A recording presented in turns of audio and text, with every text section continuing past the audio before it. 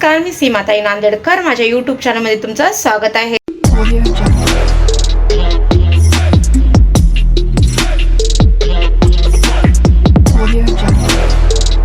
तर आजचा ब्लॉग तुम्ही पूर्ण बघा. 2 दिवस ब्लॉग टाकले नाही कारण शनिवार रविवार आहे ना, मला दुपारी 12 वाजता जावं लागते जेवणाच्या कामाला. तर ती खिडकीतून जास्त उजेड येते ना, तर शूट करायला थोडासा प्रॉब्लेम होते. आणि मोबाईलवर उजेड जास्त पडते म्हणून ते शूट होत नाही. आणि भाभीला आणि भैयाला बाहेर पण जायचं असते लवकर, म्हणून मी शूट करत नाही जास्त करून. तर शुक्रवार आणि सोमवार तर मी मोठा ब्लॉग करत राहीन. ठीक आहे.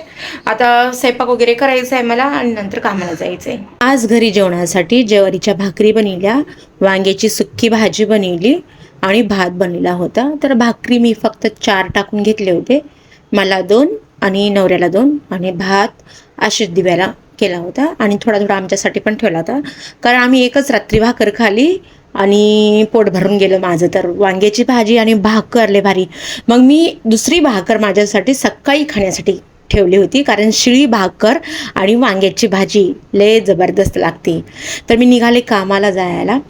तर कामाला मग तरी मोठा ब्लॉग मी का टाकली नाही शनिवारी आणि रविवारी, तुम्ही तर बघितल्या असन, पहिल्यांदाच मी सांगितले.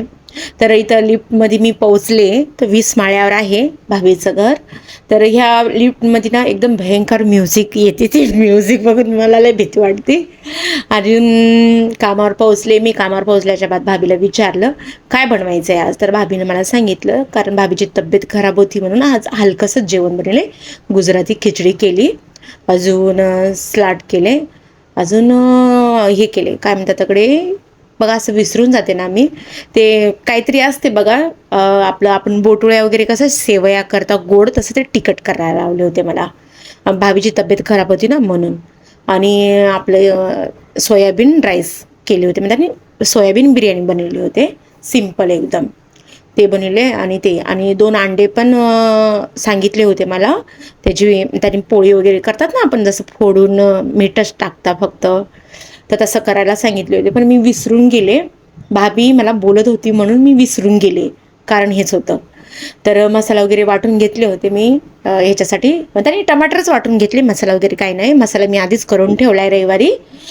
ग्रेव्ही असते एक, ती ग्रेव्ही मी रविवारीच बनवून ठेवली, म्हणजे हप्ताभर मला ती जाईन. जे मसाल्याची भाज्या वगैरे असतात ना, त्याच्यासाठी मला इझी पडेल. त्याने मी लवकर ते काम करून घरी जाऊ शकते. असं त्यांनी 1 घंट्याच्या जागी मला 40 मिनटं लागन अशा हिशोबाने मी ग्रेव्ही वगैरे करून घेतली. आणि भाभीनं कोथिंबीर वगैरे पण त्यांनी साफ वगैरे सगळं करून ठेवली होती भाभीनं. आणि मला भाभी आहे ना खूप मदत करते. मग त्यांनी मला बोलत राहतात एकदम फ्रेंडली सारखं, खूप मस्त एकदम. त्यांनी सांगू नाही शकत मी तुम्हाला की आमच्या दोघीचं एवढं जमायला लागलं ना, की असं वाटतं की आम्ही दोघी आहे ना एकदम बेस्ट फ्रेंड आहात असं. तर भाभी पण आता स्टार्ट करणार आहे व्हिडिओ करायला. मला त्यांनी बोलले की तुमच्या पहिल्या ब्लॉगमध्ये येईन मी, मिनी ब्लॉगमध्ये पण येईन, आणि मग मी माझे रील मला बनवायचे, तर त्याच्यासाठी मला मदत करा. मी हा करेन ना म्हणलं. यूट्यूब चॅनल पण मी भाभीला खोलून देणार आहे, आणि फेसबुक पण खोलून देणार आहे, आणि इंस्टाग्रामचे जे ब्लॉग असतात ना मिनी ब्लॉग, तसं त्यांना मी स्टार्ट करणार आहे चालू करायला. तर मला वाटलं नव्हतं की भाभी माझी एवढी चांगली फ्रेंड बनन. पण बघा, माणसाचं गोड असलं ना तोंड, तर आपण कुठेही आपले नाते जुळू शकता, आहे की नाही. तर भाभीला मी आता यूट्यूब चॅनल खोलून देणार, आणि त्यांचे रील्ससुद्धा शूट करून देणार, एडिटिंग शिकणार त्यांना. आणि मला आता स्टँड घ्यायचा इथं. त्यांनी मला थोडंसं तकलीफ होती, मोबाईल इथं ठेवा तिथं ठेवा इथं ठेवा. तर माझा पाण्यानं थोडासा मोबाईल खराब झाला, आणि त्याचं स्पीकर गेलं होतं रात्री. मग लय वेळच्या आणि त्याचं स्पीकर बरोबर चालनाच गेलं. तर सकाळी बघितलं तर बरोबर झालं, ते पाणी शाईप त्याचं सुकून गेला असं, फोनमध्ये जे गेलेलं पाणी असते ते. तर मला एक स्टँड घ्यायचा आहे. तर मला भाभी बोलली की स्टँड आहे माझ्याकडे, ते देऊ का, पण ते लय मोठा आहे, रिंग लाईट वगैरे आहे त्याला. तर एवढ्याशा किचनमध्ये मग त्याने स्वयंपाक करायला थोडंसं मला 4-5 आयटम करायचं असतं ना, मग ते कुठे घेऊन फिरू इकडं, नाही का. तर छोटंसं स्टँड घेतलं ना तर किचनवरच मी ठेवू शकते, मला यायला जायला रस्ता राहील म्हणून. मोठा स्टँड नको म्हणलं भाभीला, नाही तर भाभीकडे आहे स्टँड, आणि रिंग लाईट पण आहे खूप मस्त एकदम. तर मी म्हणलं नको म्हणलं, ते मी छोटासा स्टँड घेऊन येईन म्हणलं येताना आता कधी, जेव्हा मी मुलुंडला मार्केटला जाईन तर. मसाले धुंडू लागले होते, सोयाबीन पुलाव करण्यासाठी. तर भेटतच नव्हते मला, कारण खूप मसाले येतं आणि जे मसाले त्याच्यामध्ये पडतात ते टाकायचे, तर दुसरे कोणचे टाकून चालत नाही. तर आता भाभी डाएट पण सुरू करणार आहे.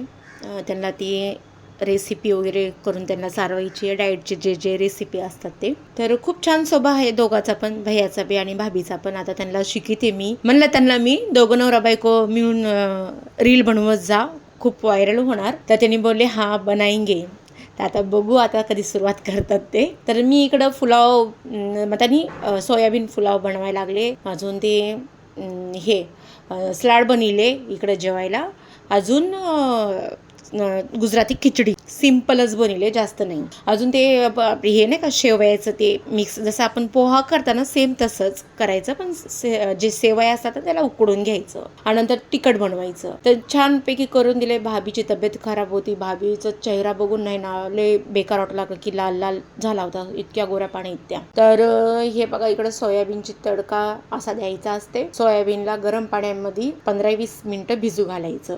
त्याचं चांगलं पाणी सुक्क एकदम करून नंतर ते टाकायचं. आणि हे मी बनवले ना, हे तुपामध्ये बनलेले आहे, तेलामध्ये नाही. तर हे आता भात वगैरे टाकून घ्यायचा.